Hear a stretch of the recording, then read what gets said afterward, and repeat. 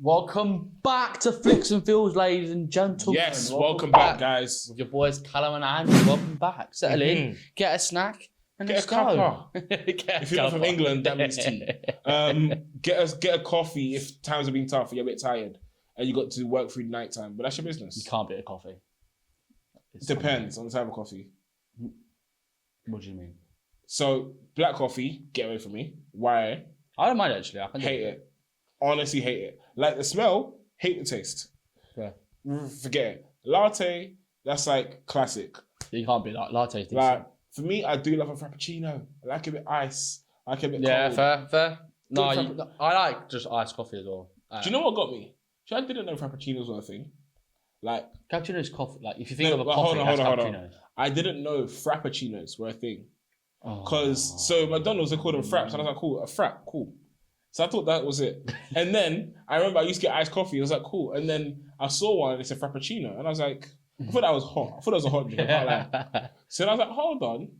But then I saw the picture on the Starbucks thing, or I can't remember. I don't even think it was Starbucks. This was a while ago. But I saw the picture on the thing, and I was like, kind of want to try that. There's so many more things. Ordered it. Even like a macchiato. Nah. That's like a really tiny coffee. That's one. Oh, the shot ones. Yeah. Absolutely not. No, but I remember once my dad ordered one. It's like, what is it? It's just what it is, and he puts in a coffee, and you got the little shot. Nah, but that thing will have you like bounce off the walls. Yeah. Oh, so coffee makes me poop, so I'd rather not. To be fair to you, my God, what did I do?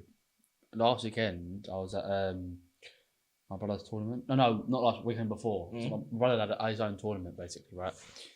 And I think my girlfriend made me a coffee the night before, or just whatever.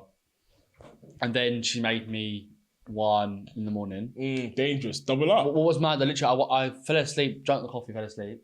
Woke up and it was refilled. I was like, mate, this is great. That's what girlfriends are for. Yeah. Well, no, but like, it's bonuses. Let's say that. Bonuses. And then before going to my brother's game, we got my mum and my stepdad who were already there some coffee. I got coffee as well.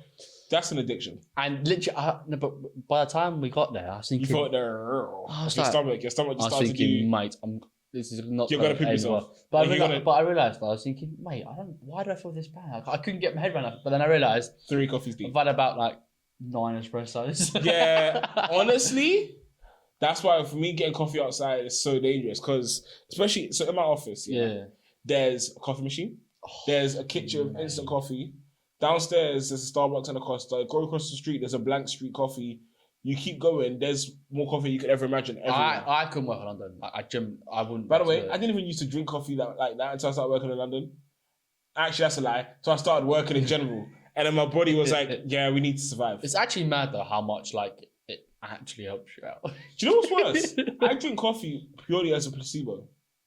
Like, do you know what I mean? Yeah. Like, I still can't. Like, it's still true though. Like, supposedly, I'm not sure it's true, but supposedly tea has more caffeine than coffee does. Yeah. But because it's not known, it doesn't count. Yeah. So also, and also supposedly it has more. Supposedly, tea has more caffeine than Red Bull. But wait, I know it's a mad statement. Okay. But it's a long-lasting effect of caffeine. Obviously, Red Bull is that instantly your body. You sit thinking, "My God, I can run a marathon." But do you know what? Do you know? Strangely enough, coffee has the opposite effect when it puts you to bed. Really? Yeah, it makes you so tired. Yeah. But placebo tells me, nah, you're awake. So I just wake up. To be fair though, I definitely have effect in it in the day. Like if I'm at work, I feel sluggish. I can buy the coffee, and it does wake me up. Fair. But then I can have coffee at 9 a.m. 9 o'clock at night, and I'll be able to go to sleep. See, my one is, I think I just needed to. I think it's the act of going to make coffee. It is 100%. Because I'm tired sitting on my laptop typing away, but I get up, go to the kitchen, like.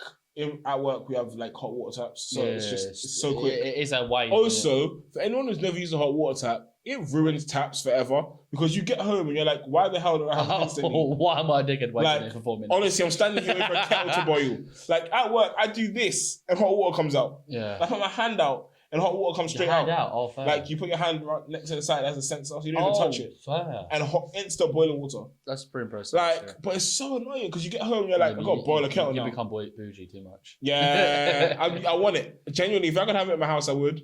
But the amount of money you would spend to have it constantly heated. Yeah, it's not what you wouldn't. It's probably not worth it. True, because the frequency I'd use it. Yeah, exactly. Yeah, you just. But obviously, in an office full of how many people? Oh yeah, like it, yeah. The thing is, there's one on every single floor. Damn. Fair. So like, probably one tank, I assume.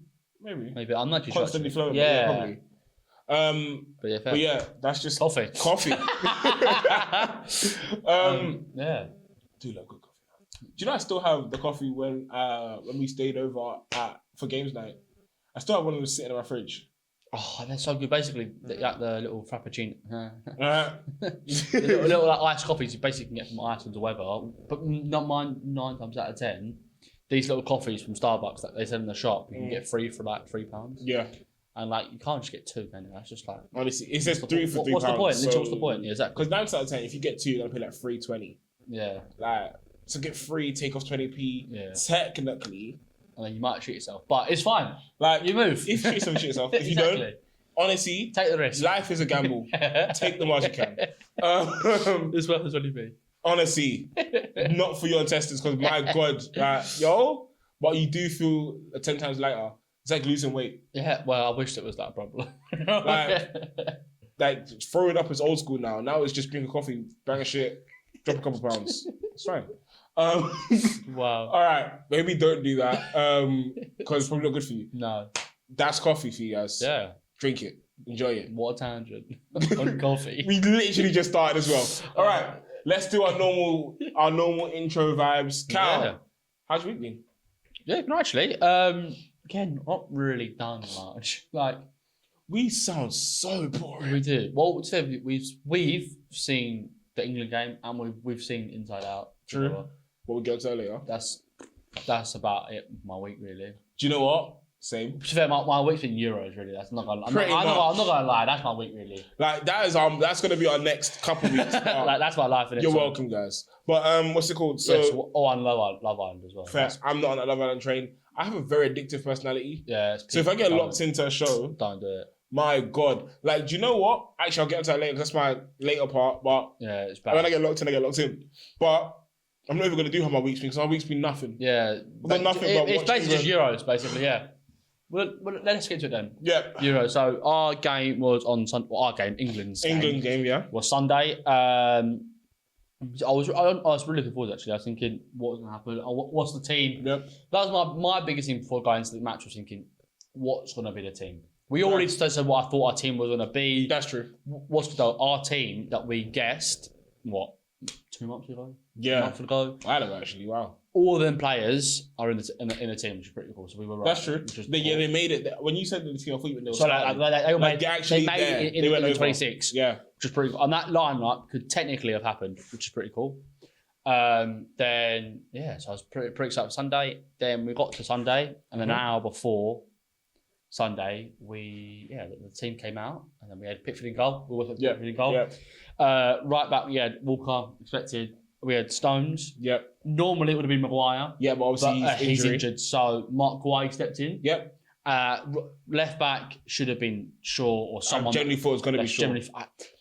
Shaw, he's not ready. I think if we can get out of the group stages, I think it becomes Shaw. Okay. And I do believe we'll become a different team with Luke Shaw on the team. What's his name? The guy who was playing with Shaw. Trippier. No. Oh, so I'm thinking of something. Not Trippier. Who was playing in Maguire's position again? Mark Guay. I can't pronounce his last name. But genuinely, I enjoyed watching him. The only thing I would say is that he had a brilliant game. Yeah. He won a lot of duels, a lot of tackles. The only thing in the first 30 minutes of the game, I think he missed every header. Which he doesn't have the same height. He does. He does. He actually does. In comparison to whose place he's taken. No, he does. He's the same height as Maguire. Is he? Yeah, I thought Torchwick Maguire is. Poor guy is like 6 something. He's like 6 foot something. He's like 6'1" or something, 6'2". So Gay's not. Yeah, let me fact check it. I'm just Gay's not 6 something. Right. Bro, he looks like he's 5'10" on a good day. He looks like he's 5'11" with heels on. No, he's way taller than that. He looks short as hell. Like, he generally looks shorter than me. At least on my TV screen. Let me just get Harry Maguire's. But yeah, so anyway, whilst you're doing that, I'll carry on. Go. So obviously, we're watching the game. Do the team. Oh, my bad. I knew that. You're all right. He is 6'4". Maguire's 6'4". Yeah. Right. Guay is definitely 6'2". He's not 6'2". Bro, I promise you. He is 6'2" with a wish and a prayer. He's 6'2" standing on whole boxes. Nah, he is. He is 6'2" in the hands of Maguire. I still can't believe he spells his name wrong, though. He goes Mark with a C. That's just... Yeah, that is kind of wrong. Yeah, exactly. Bro, do better. Okay, cool. Are you 6 foot? 6 foot. Okay, cool. 4 inches, okay, fair. It's a bit difference. But Fair. he's 6 foot. I thought he was taller. But anyway, that might make more sense now why I said he missed a few headers. Fair. But yeah, he didn't miss a few headers. But then he made a few good clearances in the box. That's corners. true. But also, that team, average height was 6'2". Serbian team. Really? They had one guy under 6 foot, which is 5'7". That's If what he dropped the wasn't- average. If he wasn't in the team, would have been like 6'4", I think. That's ridiculous. They're all 6 foot and above. First of all, wow. all of you stop doing your bone lengthening surgeries because Yeah, that's it's ridiculous. crazy. No one's meant to be that tall Yeah, constantly. ridiculous. So the centre halves were Guai and Stones. Yep. Then left back we had Trippier. Yep. And then in midfield was obviously Declan Rice. Yep. We had Bellingham further forward. And then the other one, no one wasn't really sure. That was probably the out of the entire That's team. not That his was the position. question. That is. And he position. plays Trent. The thing is with Trent, right? He basically wants Southgate. He wants him to basically play that deeper role and build up Paul Scholes. Where basically Paul Scholes is known he can't tackle. Basically, So Arnold again, we know he can't tackle. We knew this, right? True. So basically, he wants him to get the ball deep and just ping balls, like Hollywood balls, left to right. And Yeah. right? Can't lie.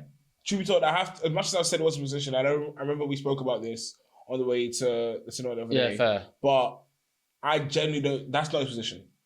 But I know your argument was. No. Actually, I agree with you. Compared to the other players we have in the squad, 100% agree with you. The only thing I would say is that if you're against a different team that doesn't just defend on the block and basically just put every person behind the ball, then yes, he's a very helpful player to have. Agreed. And also, he's brilliant on set pieces. True. Oh yeah. Apart from a set piece, he did a free kick against the wall. It wasn't great, but he has that in his element. If he gets the ball on the half turn, he can find the good ball. Thing is, he basically needs to suck up. The player that you really want for that person really is even in the squad.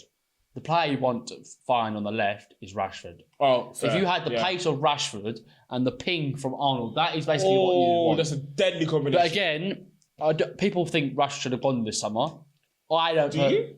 A lot of people said it on Twitter. He should have gone. I don't think he should. He's not good enough. But not this season. The only thing I would say though is that having a Rashford type player off the bench is a big difference because he's a very attacking player off the left. Like people like Foden, people like Palmer on the left, they're a bit more creative. Yep. They're quite technical players, right? Rashford, yes, he's very technical, very skillful. But his goal is going to be shoot first. He's not a pass. He's an attacking player. So it's like playing a striker on the left, technically. His best season at Man United. Obviously, Rashford's season wasn't that great. But maybe he was going to do a reverse Foden. Like, maybe he was going to be trash this season. Yeah. But he's never been bad for England. A bit like Foden, we'll go into him in a minute, but he's never had a great game for England. But Rashford has some brilliant games. So that's what I mean. Maybe it's tough. But then that's why it's tough because of last year, or whenever the last 2 years ago, I think it was the last World Cup, everyone slated Southgate, right, for picking Maguire, Calvin Phillips, and Henderson, right? Because of they've been rubbish in their club football. You can't pick them, which is valid, right? We all agreed the way you get into England team is you play well in your season, which we all agree. If you don't play well enough, don't get in. Valid. That's how it works. Didn't get invited. So that's why players like Grealish this season and Rashford this season don't get in. Yeah, they don't much this season. Us saying is just a good enough player for England, he plays well for England. Again, we're kind of contradicting ourselves. Fair. That's why it's tough. You're not wrong, that's why it's tough. If it's like trying to get a reward without doing the work. Yeah, it's tough. Like that's why we were saying it's a bit. Then I think Rashford is good. I think thinking about logically, if you're going to be clever about it, you probably would want rather him on the bench, especially in a game like Serbia. We played against them. We were looking for different subs. We brought on Gordon for Saka, and then we brought on Gallagher. It probably wasn't attacking. I probably personally would have brought on Palmer, but it wasn't really attacking enough for what we wanted. So bringing that secondary striker on without taking Kane off is probably a bit of a helpful thing, especially if you want to counter-attack a team from certain things. But let's finish off. Finish team, yeah. So basically, the team was in midfield was Arnold, Trent Alexander-Arnold. Yep. It was Declan Rice and Bellingham. By the way, I need to give a shout out to Declan Rice.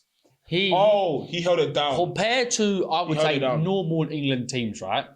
If we ever lost at the back or lost it in midfield, there would be creating a lot of chances and a lot of shots on goal, and obviously by pure numbers. Yep. More shots on goal, more likely to score, just by fact, right?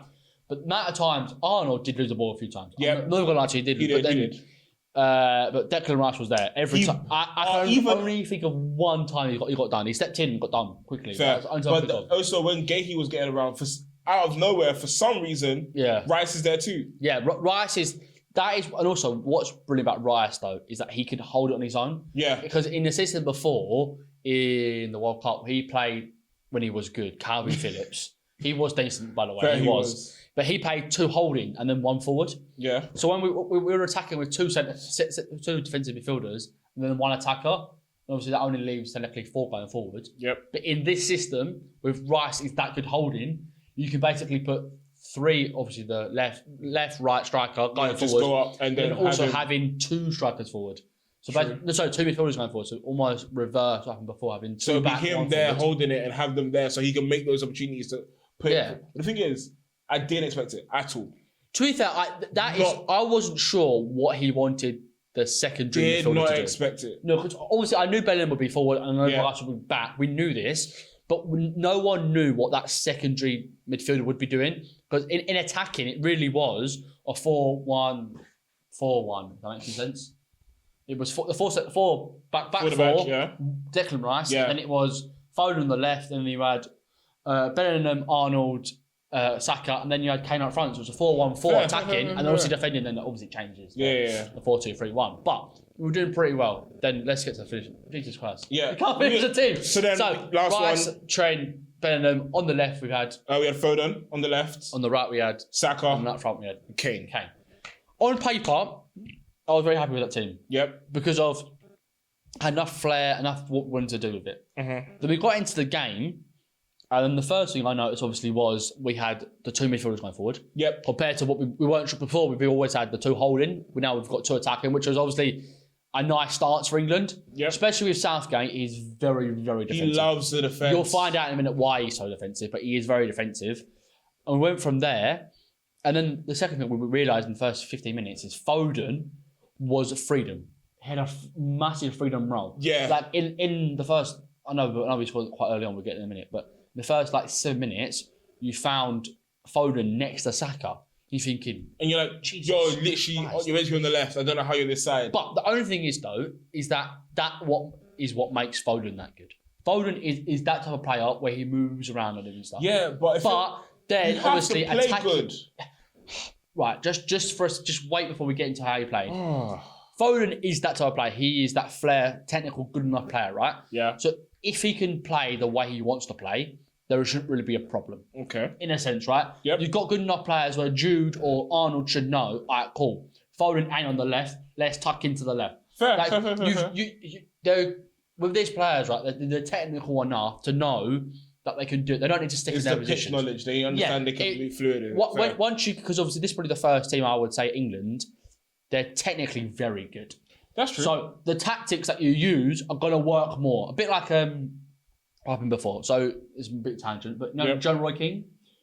Yeah. Yeah. He was used to Man United's level of play, right? When he was Man United, the tactics were level, the ability was brilliant, the talent was all up there, right? And brilliant players from when he left with Rooney and Ronaldo, that type of players. And then he started with players like York and Scholes and Giggs and Beckham, right? Yeah. He's in his entire career always had that many good players, right? He went and then he went into management.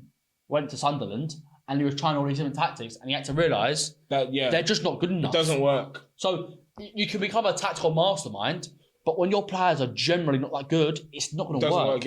I remember when Sol Campbell, who was an English centre-half before, came to Southend as a name. And we had basically quite a lot of at the time, we had quite a lot of youngsters in the team and weren't pretty comfortable on the ball enough just because that's just how they were. They'd been taught to get the ball, go long, that's how they were taught, right? That's probably been changed the last 5 years, I would say. Because obviously youngsters now have been taught up to have the ball at your feet. You have to be comfortable with the ball at your feet and then you move it around, right? But before, it was always, right, get the ball. If you're a defender, why are you touching the ball? Honestly, you see the ball, kick the ball, don't... But Sol Campbell refused to not play at the back. Like we had 2 young centre halves, and he basically made the keeper pass it every time, even though you could generally see it wasn't working. Fair. And he would, but then obviously, like, for the love of God, just go long. And that basically comes back to this England team, basically, right? Where before, the last couple of tournaments, we've not been tactically good enough. Fair. Yeah, so like I'm saying now, we are tactically good enough. So if Foden needs to drift out and get the ball and do what he wants, we have good enough players that can just tuck in. Fill the space, fill the gaps. Exactly. Even at some sort, right? You could almost, basically, you could put Trippier, make Trippier go up for the left, right? And then basically Rice could tuck in left. Bellingham could tuck in. And it's because of being technical, that's all the things that could play out. First of all, don't do that, please, because there's so many mistakes that can happen if you don't do it right. No, I understand what you're saying, but it's just more how you do it. That's why you've got to almost trust a player as good as Foden. But me saying all this, in that game, like poop. He was rubbish. Honestly, he was really poor. Honestly, like dog poop. I'm trying my best not to swear for you guys, but he played like absolute dog crap. And it was, honestly... It was annoying to watch. We've been saying this, I remember, because we don't just keep silent to the podcast, so we actually have a conversation outside of it. Yeah. So what you were saying, like, I think this has been said over Twitter, over everywhere, that the Foden you see at City is not the Foden you get when he plays on an international stage. At all. The only thing I would say again is that if you're playing in Pep's system that he has... Okay. If you're a good player, it's going to be tough to look bad. That makes sense. Obviously, because you're always going to ball at your feet. You're not doing anything bad, right? Just think Raheem Sterling in that system got 20 goals a season. Yeah, okay. He's come to Chelsea having horrid. Okay. Horrid. So you know what? I get what you mean. But then again, though, if you're that good, though, but the thing is, Foden has smacked teams like Real Madrid and stuff. Like he's done, like he's been that guy. But the thing is, he wasn't that guy on Sunday. No. Nowhere close. But again, I wouldn't be surprised if he got plays again and he's unreal. Because that's what we expect. He is that good. I feel like it's going to be a thing where he's going to go back, he's going to see all the tweets and go, damn, okay, cool, I got to fix up. Come out next game, do something amazing. The only thing for me that annoyed me, agreed. Yeah, I think he's going to switch up. The only thing that annoyed me about him that I can picture what happened was we were on the break somewhere, basically, right? It was second half. I know Gallagher came on and I think he won the ball back. Mm-hmm. He played the ball. No, so that's actually like, it's the first time Harry Kane actually spun his defender. Oh, yeah? It took him 4 hours to do it, but he finally spun him, right? He knocks the ball to Foden, drop behind him. Oh, was this we were all attacking. Yeah. And all that needs, basically, Gallagher put a ball in front of him. Had so much space, and literally all you've got to do basically is put the ball in front of the man to run onto it. Quite logical sense. Honestly, really. Makes sense. And then he plays it behind him, and then he just ruins the entire attack. And I think all the momentum, everything's shut when down. You are sprinting that hard, it is so hard to stop, turn, collect the ball, and it's just not right again. It ruins the whole flow of everything because everyone's going to see you stop, and they're all going to stop because they don't go, okay, cool, he's going to get it. And especially against opposition that are very physically strong and I don't think none of them were slow. I wouldn't exactly say. None of them were. But they're very strong. So obviously, if you can be quicker than them and pass them, and they don't need to be near you, that's the whole point of playing against tall, strong defenders. But if they're near you, they're going to hit you. My God, Serbia, by the way, we've got to say they were world class, and I say that with all heart. They really were. No, they're rubbish. But no. In that game, they held their own. They did sort of, but more what I'm saying is they've been world class at making a tackle without it being a foul or yellow card. Okay, well, before we get on the deeper, let me clarify. They held against a team that everyone thought clean up easy.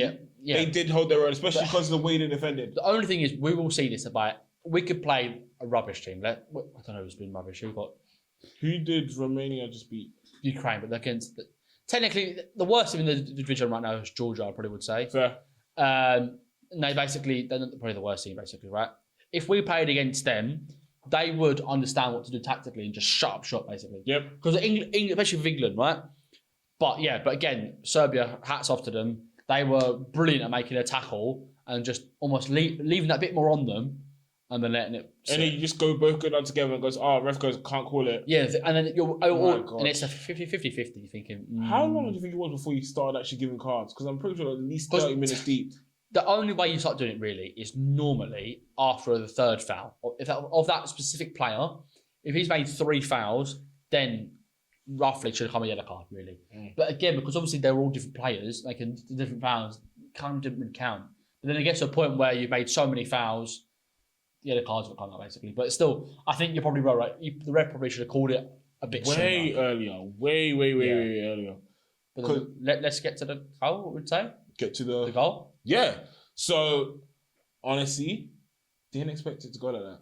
Because I thought Kane was going to get on the end of it. Mm-hmm. He was there. So, for people that don't know, can't remember who pushed it up to him. Was it Arnold that put it to him? No, it was Bellingham. Was it? Bellingham made in the game, right? When we were playing. No. Who put it through to him to make the cross? Saka. No, I know who made the cross, but who put it through to Saka? Bellingham. So Bellingham put it through to Saka. Yeah. To fair play. I forget stuff all the time. Allow me. But basically, the 1-2. Yeah. But that in the best case in the world, that pass made the goal. It made it like fair. That the game at the start was very slow. International football is much slower, but that if we're going to win this tournament, we have to up the pace. True. If we can up the pace, which as a team we definitely can. Mm-hmm. If we can up the pace, make better passes, 1-2s and quicker, we will beat any team in the Euros, 100%. But that was the first glimpse of us moving a bit quicker. True. Bellingham made a pass and he cut out 3 defenders. The 2 midfielders near him, 1 right back. Saka got it, and then what happened from there? So Saka crossed it in, skims past Harry Kane's head. I'm thinking it's gone. All of a sudden, Bellingham's head out of nowhere.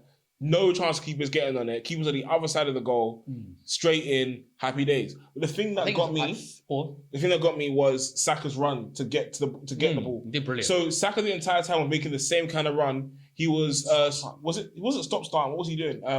Running the line. Yeah, but there was something he kept trying to do to the defender and it wasn't working for a lot of the time. Drop the shoulder. Yeah, so he was trying to do that a lot of the time. He tried to go one way and then drop the shoulder the other way. Just basically do the defender. That's I couldn't remember the term. But anyways, basically, he did it a couple times, didn't work. This time, just happened to work beautifully. Bellingham obviously said 1-2 in the best case scenario possible. Bellingham puts it through to him. Saka takes that cross off Bellingham's head. No chance keeper's touching it. Really good header. Genuinely beautiful header. And also that was 13 minutes in. Yeah. I was thinking 13 minutes. The annoying thing is, especially with international football, right, is that taking the lead is brilliant, obviously. Yeah. You don't want to lose, obviously. But against a team that's very defensive anyway, and they've gone 1-0 down, they've probably got 2 options. Either attack it and concede more goals, or just basically shut up shop until the second half. Yep, and then that's when it becomes tough. They basically become a 4 or 5, 6 and a 4, basically. No, sorry, a 5 and a 4. You're thinking, Jesus Christ, they literally, it was Southgate's dream. They were playing defensive as hell. Yeah, but then the thing is though, you think once you want to up, then you start attacking them. Yeah, that's what you want. Obviously, be defensively sound. Obviously, by the second half, we basically just did well into the second half. We played probably the best we played in ages. In that second, that first half, sorry. Yeah, I know you were talking about the first half. Yeah, and then the second half happened, and you're thinking, it got to, for me, it got so slow. Yeah, it got to 15 minutes. I know it was only 5 minutes after. You're thinking, we need something. We need something, because obviously it felt so boring. And also the tough thing is, and we said to me before off pod, why was Harry Kane so high? He was so basically, obviously, Harry Kane is basically playing strike. He's up front. I'm thinking he's that deep. I'm thinking he's there for that ball that they can get through. You never know. Bellingham might do another 3 defenders. Bellingham might get through, or might put it out to Foden. Foden can put a ball through to Kane. Kane can run onto it. If Foden can put the pass in front and behind again. But Kane get onto it, make that goal. Yeah. No. Kane dropped so far back, he was pretty much part of our defensive line. Their defensive line, not yours. He what? It's not. What do you mean? Kane? Yeah. Us? Yeah. He was here. Why you mean he didn't do that? He did. No. We're gonna watch the game again after. No. Bro? No. Watch it again. Right. No, you're watch wrong. it again. I know you're wrong for one. Because you don't know I'm wrong? Yeah, I do. Because normally that's what Harry Kane does. Harry Kane drops to get the ball and sprays at the ball. That's what he does. He was too deep. But that's not what he did. He did. You're wrong. I know you're wrong. We're gonna watch the game again. It's fine, because they even said in every interview, everyone said, "Why has he not done that?" So I know you're wrong for a fact. What Harry Kane did, I stared at him do it. He stayed high as he could. Yeah, for the first half, sure. No, not that second half. Okay, but you're wrong. I'm gonna pull up highlights after this. So basically, I know why. The whole reason why he was doing it is because Serbia had a back 3. And their defensive shape was to man mark, basically, right? Which not everyone normally does that, right? But basically, if Harry Kane did drop to our defence, they would basically push out the centre half. And that basically shuts down the play, right? Think of our backline to their backline. That is the passage of play of football, basically. Yeah, but okay. So yes, he did stay high enough there to keep their back three there. Push him back. I know. Point. That's why he was bad. A lot of the time in that second half, he was dropping back and he couldn't push back. He would go back forward when he needs to, but he was. Well, you watched a different game. We didn't watch a different game. Well, I'm going to show you the parts I'm talking about. He might have done it a few times to try to get on the ball. But the times he done it, that's what annoyed me.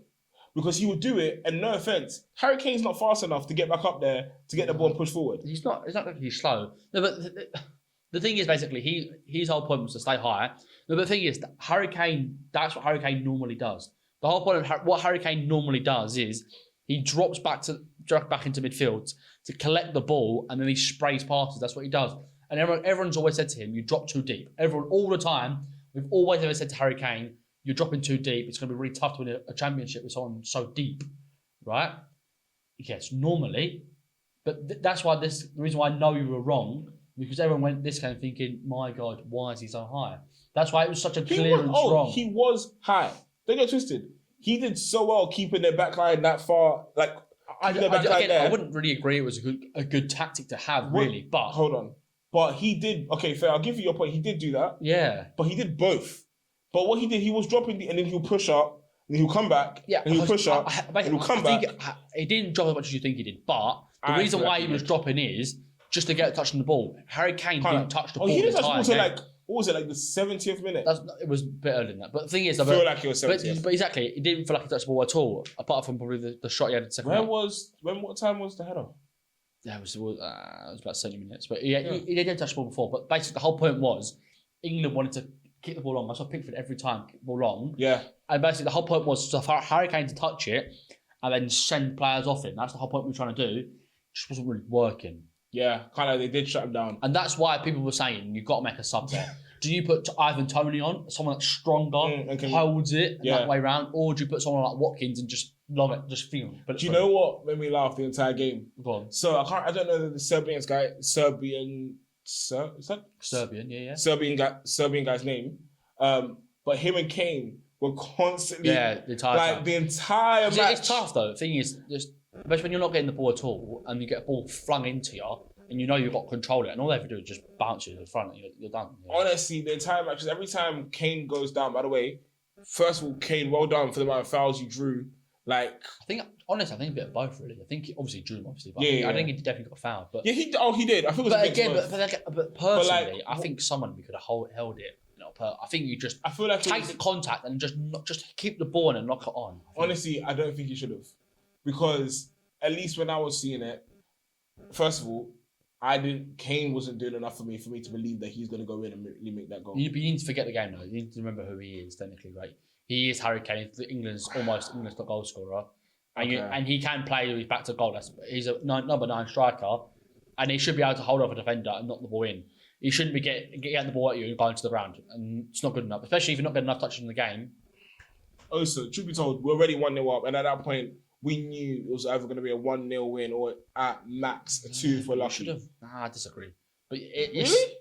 Yeah, we should have battered them. We should have. We didn't. So that is down to Kane as well, though. Kane should be able to get the ball, hold it, and play players on. I can't lie. The main reason he wasn't, I don't know his name. I think we're going for M. But I think it's Milovic, I believe. Yeah, probably. Against him. Or was it Shamal? Literally. But they were trying to shut him down every opportunity. No, they were, because they knew he was the best player in the game. It'd be like Bellingham. Bellingham always got tackled. My God. That's why we even spoke about the pass he put through to Saka. You had to get through 3 of them before you could do it. Because the second he touched the ball... He did well. Second he touched the ball, it's like all of them forgot the other players on the pitch and they were just like, cool, take him out. That's why, my God, they tried to kill him. Yeah, they did. But I think Jude knows that, right? Yeah. In his interview, I loved, right? He basically said, how are you going to basically do with getting battered every game? He goes, I'm ready to put my body on the line, right? For these next 7 games, love that. They basically mentally said, I'm winning. And go to the final. I love that. Because basically, there's 3 games in the quarters. In the group stage and then 4 games after. Yep. I was like, I'm impressed. He knew, and you know what? Fair play. Because also, I promise you, he practiced that in the mirror. Yeah, he practiced that in the mirror. He's one of the best person I've ever seen on the mic, right? He never goes, or Yeah, starters. he's so clear. Incredible. Quick PR. with it. PR training. Only thing I will say about him, right? I want to get a bit of hate for this. What's your issue? He thinks he's better than he is, which again, is crazy to think, right? But he knows he's the best player on the pitch, right? Yeah. I get that. He's very cocky how he plays. Again, that is good, but there is a line for one. But two, there was a play where he got the ball on the wing, right? And he, instead of just passing the ball and knocking it or just playing around the edge of the barrier to shoot, he thought, nah, I'm the best player on the pitch. Which, do you know what valid you are? Fair play. You can do all parts of the pitch, right? But he was trying to do this defender 3 or 4 times. Didn't really work, and then put a rubbish cross in. Foden was. I know, but if he scored, he scored, would never said. If Foden scored, honestly, would have. This conversation would never have happened. You wouldn't have never said nothing about him. Basically, if Bellingham basically just left his head up, right, he could have gone short to Trippier and got the ball back and then knocked it to Foden, or just even pinged it to Foden straight away. But he basically just was quite arrogant, basically thinking, "Nah, I want to make that assist, make that special play." Which again, I feel like that kind of comes with. That comes with one, the way everyone talks about him. Because, I saw, so before we came, I was obviously watching TikTok because it's a slight addiction. But I saw a TikTok of Micah Richards and Gary Lineker. And they're sitting, all you hear is Micah go, Birmingham. And they both crumble. And they both crumble like he just hit on them and they were about to get a meal. Like, genuinely so. But the thing is, if this is the reaction you're getting from the punters, if this is the reaction you're getting from the public, this is the reaction you're getting in every single aspect of your life. It's hard to not believe you could do everything. He has to be somewhat humble. Who is going to humble him? That's what I'm saying. He needs something because he's gone to Madrid, right? He played in the Championship for 30 games, right? Absolutely ripped it up, right? Yep. His club retired his shirt at 16. That never happened, right? That's already retired his shirt. Didn't know that. Fair. Then he went to Dortmund, right? And ripped it up in Dortmund. Yep. Got his move to Madrid in 4 seasons. Yeah, ridiculous. Right? And went to Madrid and scored 17 goals and won Champions League. So, like, it's it's mad, isn't it? Like, no one he thinks he's that good. But he generally is though.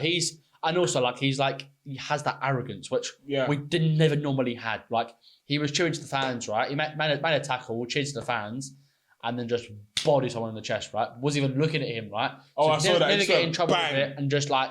He's the type of person, right? You would hate to be against, but love to. Yeah. Because he's that person. He has that Sergio Ramos sort of vibe. You're thinking, like you give the ball to him, something's gonna happen. Yeah, he's brilliant. It was great to watch. He's just got to learn to just brilliant. You can do that. Just don't always knock it. There was a few times right where he got the ball in a half turn. He almost went back on himself and then did a semicircle on himself and drove at the defender. Oh, I saw that. Did really well, and then was almost doing too much and then got fouled. Thinking if you just knocked it out, just knock it a bit. So the thing is that I think Madrid has made him think he is that. It's a tough conundrum, honestly, because obviously, yes, he is that good, but you've just got to just play a game a bit more. Like you got to be a bit more humble with knowing how good you are. To be like, cool, I know I'm not good. I don't have to try and prove it to everyone every moment. So I'm going to give it to someone else. Yeah, come back with the opportunity, put it in and prove I'm that good. I've got stats here with Bellingham, right? So it's even tough to even say it, right? So Jude Bellingham is the first European player to play in 3 major tournaments before 21. Damn.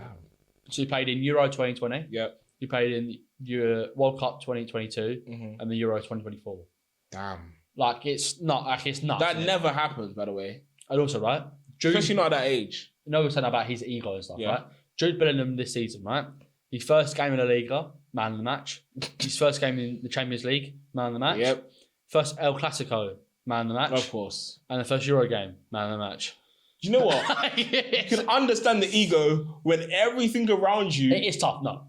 ...tells you deserve to have that ego. If you want us to do Euros, I don't really care.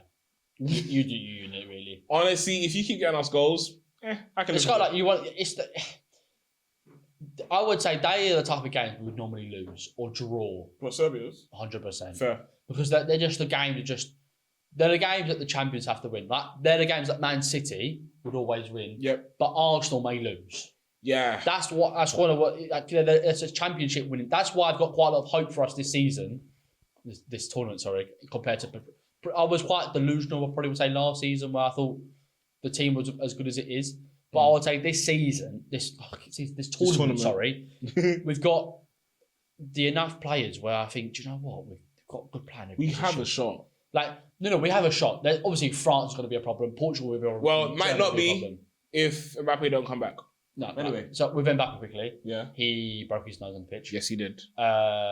Instantly broke his nose. The medical staff knew that. Mm-hmm. The manager of France said, "Don't worry, we'll basically wear a mask. All good." But it's come out today that he might not be able to wear a mask his next game against Netherlands because of his nose is swollen and he's struggling to breathe. So you're not allowed. Obviously not allowed. But obviously, it's quite tough when you can't breathe. So yeah, I don't think you have to do that. Especially with how fast he's running, he needs that oxygen quick to his body. He's rapid. The thing is, I think if I would love to see them go out, but obviously, but the thing is now that they're gonna basically become the best. Basically, I didn't realize now third place somehow go through as well, so it's gonna be a bit different. Yeah, well, let's get into it, right? Yeah. Nothing else about England would say. No. That covers England for now. Quick few quotes I saw on Twitter about Southgate being defensive, right? Where he could have brought on Cole Palmer, one of the best players this season. I thought he was going to. Yeah, or he could have brought on any striker or Eze. Yeah. He brings on a midfielder. He had them warming up on the side. I was like, okay. He brought on a midfielder and then took off our most attacking player, Saka, for a winger. Which is okay, just for Bowen's right. Oh, by the way, Bowen, people were screwing their nose at Bowen coming on, right? He comes on instantly, right? Does the right back and puts a cross in, and we almost score. Honestly, so that's what I'm saying. That the depth of the squad we have is incredible. We have players to spare. Yeah, exactly. Anyway, go on. But because we're so defensive, right? Some people on Twitter being like, "My God, Southgate so defensive, right?" Mm. A man said Southgate would put his phone on low power mode when the battery's at 99%. Right. You know, you're probably not wrong. Yeah, right. Gareth sleeps at low power mode. Right, I've got another one, right? Gareth Southgate is so defensive, right, that he would take the minus offer on the chase. Nah. You know what, yeah? Fair. First of all, to anyone who's ever watched The Chase, if you are... We will be friends, honestly. If I know you and I'm going back, I don't know who you are. What do you mean you got the minus offer? No, you're getting Take what you earned. Go out with pride. Yeah, I would rather go out with like $4 grand that I've done in the cash builder. Yeah, take so a minus 100. I'm going to take minus 1K. Oh. Especially because you know they always do it. Why are you here? No, if you're a person, why are you here? They always do it when that person's got like 7K in the pot. Yeah. And they go, cool, minus 2K. And the person goes, I'll take minus 2K. So and why are you here? The thing is, because they turn around to their team, say, hey, would you guys be alright if I take minus 2K? No. And you go on TV, so you don't be like, no. Nah, I'm saying no. So they have to be like, honestly, I think you could do your own one. I think you can get the two. Realistically, right? How much is that one person more than you know? I would honestly rather. And I think because it's not a team decision, they can be like, I'm going to take minus 2K. Yeah, I've seen it happen. So vexed. Everyone on the team said, no, don't do it. Take what you earned. And they went, no, I'm going to take the minus. Yeah. Because they know that they can't win by themselves. Going up, that's tough about it. That's tough. Fair. You got to back yourself. But I think the decision for me would be, 50% going what you've got. Or 50% going up. Or 50, I'd even say, probably 75, I'd say. Still would be fair. 25 go up. There's no percentage of my ego will sometimes go up. I can't lie. Yeah, it's got to be a big number. But anyway, let's get on to... So, what we're going to do this week, we are going to predict the Euros. Yes. So I've got all the teams. I'm basically going to say who we think's from first, second, third. And then from there, we're going to predict the round of 16, quarterfinals, semi-finals, finals. Yep. So, and we'll basically tell you who we think's going to win the Euros. So... Let's start with Group 1. Oh, Group 1. So we have Germany, Scotland, Hungary, Switzerland. Germany's coming first. So far, we've had Germany beat Scotland 5-1. Damn. And Switzerland beat Hungary 3-1. Damn. So we agree Germany first? Yeah. Agreed. I think this picks itself really. I think Switzerland comes second. In fairness to you. Scotland's last. Yeah, Scotland get battered everywhere they go. Do you know what? Side note. Go on. Do you know my work? I don't know if you worked there, but we did what's it called? The Euros. My boss. Well, no one was player. I basically sent an email out 3 times and no one really come back apart from 3 people. And I was like, I'll just give money back. It's fun. Yeah. Who'd you get? Take a wild guess. England. No. Not good or good? Group 1. So Group 1. So they're decent then. No, they're in Group 1.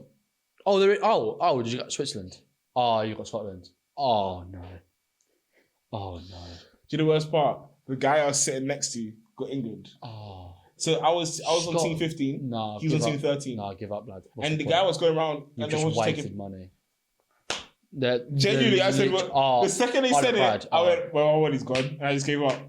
I'd have walked away. Anyway, Where you right? going? Let's go to Group B. So you've got Spain, Croatia, Italy, and Albania. Ooh. Italy are the reigning champions. Fair. So Spain beat Croatia. To be fair, this is probably the top one of the tougher groups of any to you. Do you know because what? of Croatia, Italy, and Spain are all decent. Who's the like team? Albania. Oh, they're last. No. But the thing is, though, that Croatia have done well in tournaments like European with Modric. They've really done well. So, but Spain had beat Croatia this week 3-0, and Italy beat Albania 2-1. Do you know? I'm stuck between Italy and Spain because Italy reigning champion, but Spain is personally by the team.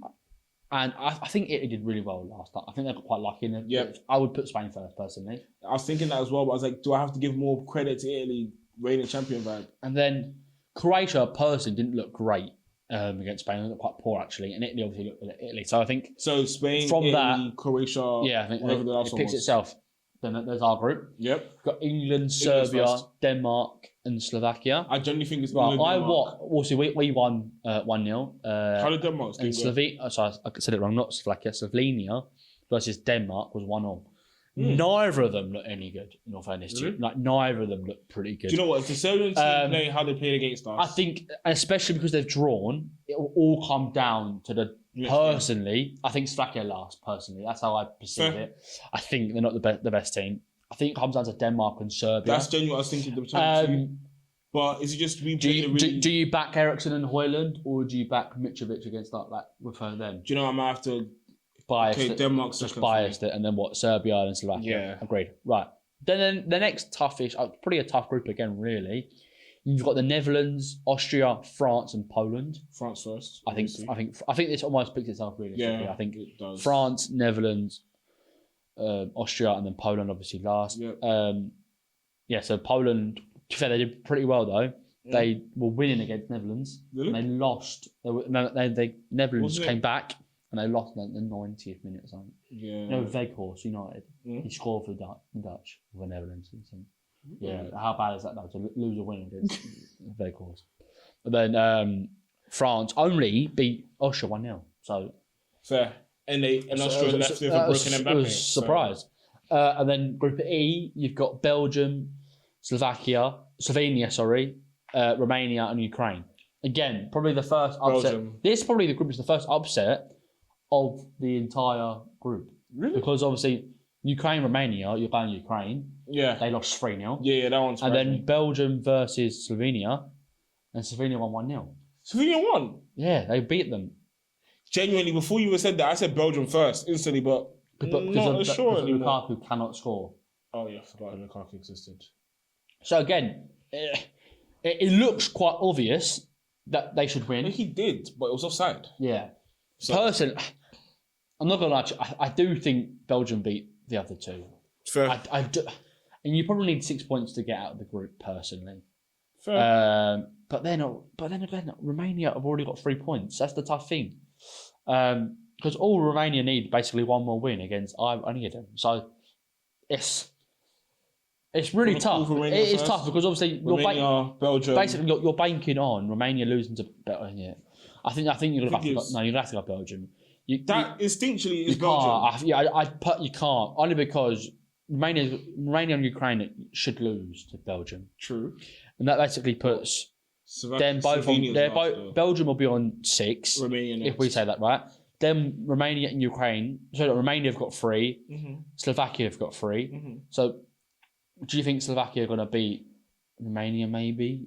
Doubt it. Because technically, right now Ukraine are bottom. I don't see them winning 2 games. They're not.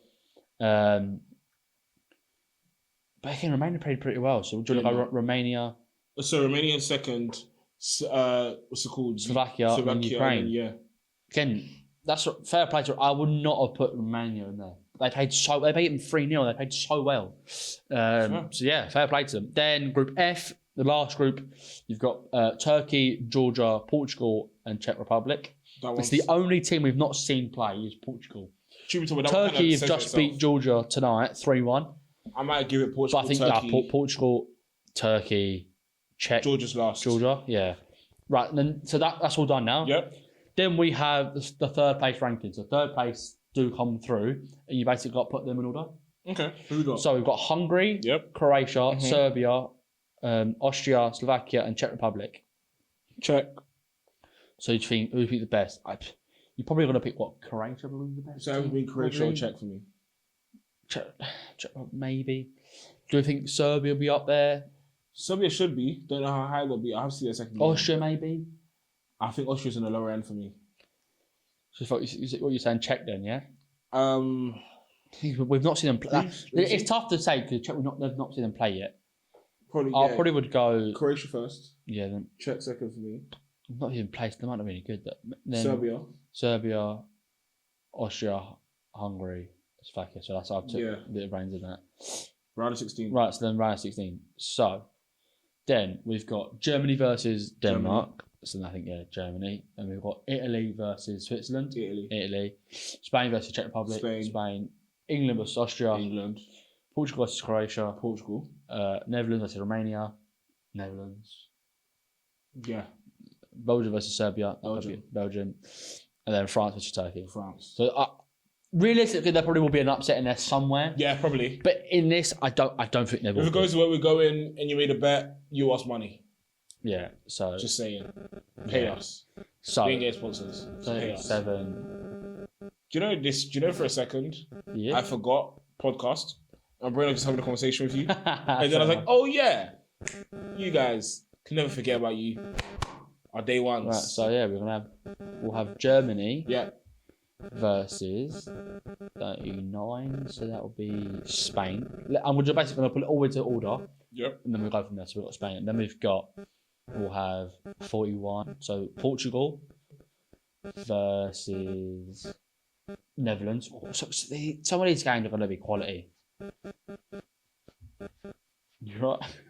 What can I do is moving that. Sorry, my eyes. It's all good. It's all good. 43. So then you've got Belgium versus France. Oh, again.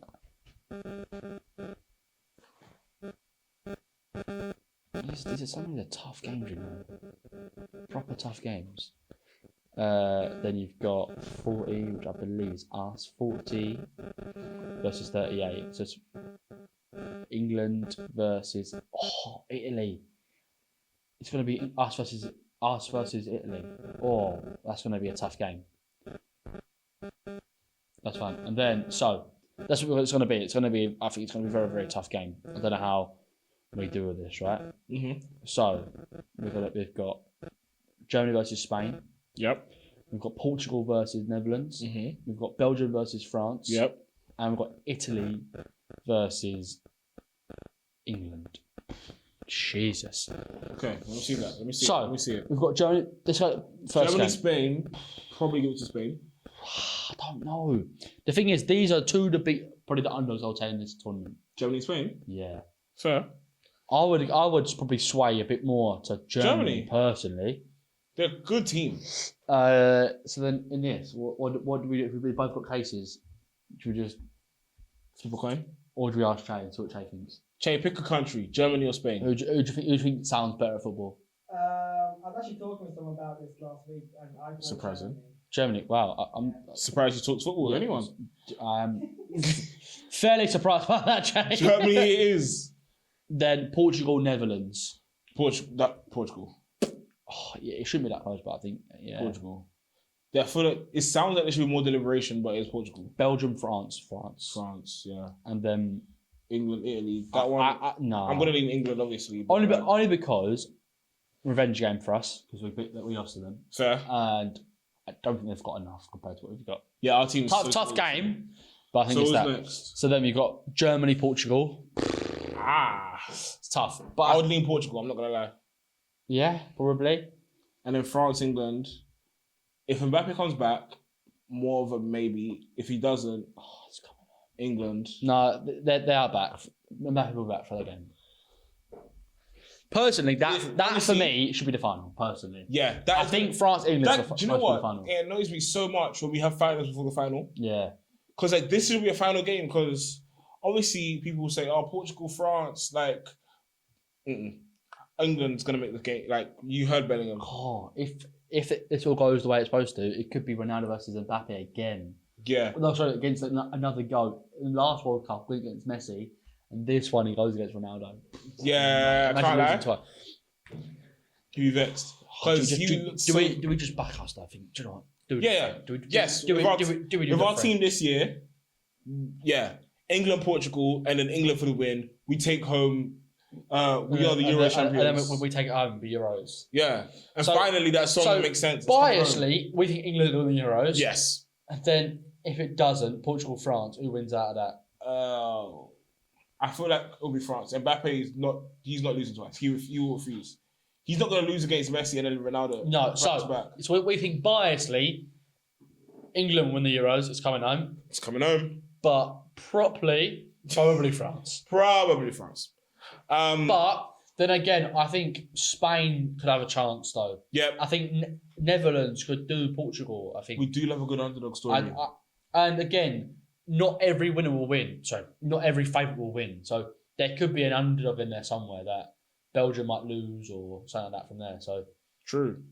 Yeah. We're gonna go with that. Cool. We're gonna go with that. Good. Now. So any Fields this week? Flicks. Is any Flicks this week? Give me the so we're gonna do a quick wrap up. Yeah. We're gonna do movie minute vibes. Movie minute. Gonna hit it. Nah, because maybe. Go on. We'll see if I can get everything that I gotta get out in a minute. Wait, let me get my timer out. I got this. Let me know. I'll hit 3, 2, 1, then we'll start. Yeah. I'll edit a timer in and cool. 3, 2, 1, go. So this movie, Uncharted 2, new movie coming out. Oh wow! It's now Return of the Mark Wahlberg, the second one. Let's see what they find this time. Okay, cool. Inside Out. Went to go see the other day. Very really good. Anxiety, crazy. But they also made 295 million their opening weekend. Damn, indeed. Wow, fair They play. made bread and we contributed to that. Yes. Probably because of the cups. We didn't get any. Cineworld, send us some. We got the cups. Next, Blue Beetle. Apparently the movie did so well, they gave it a series. So now we're getting a Blue Beetle series. I'm watching that. But it's going to be animated, so we'll see how bad you are watching. Man, you do hate animated stuff. Just leave it alone. Now, the new series that I'm very excited for is Supercell.